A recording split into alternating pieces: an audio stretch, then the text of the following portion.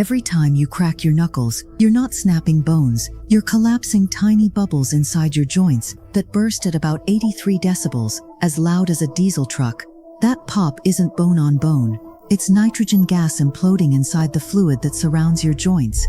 Your knuckles are coated in synovial fluid, a lubricant filled with dissolved gases like nitrogen, carbon dioxide, and oxygen.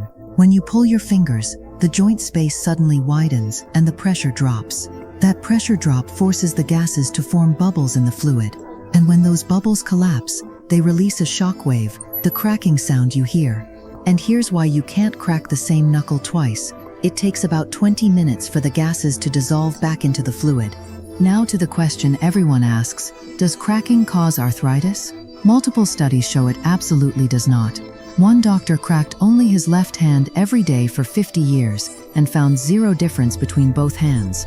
Some research found that constant cracking might lead to swelling or a weaker grip, but a 2017 study found no changes. Still, extreme cracking could strain ligaments if you pull too hard. So that satisfying pop? It's just gas bubbles doing what gas bubbles do.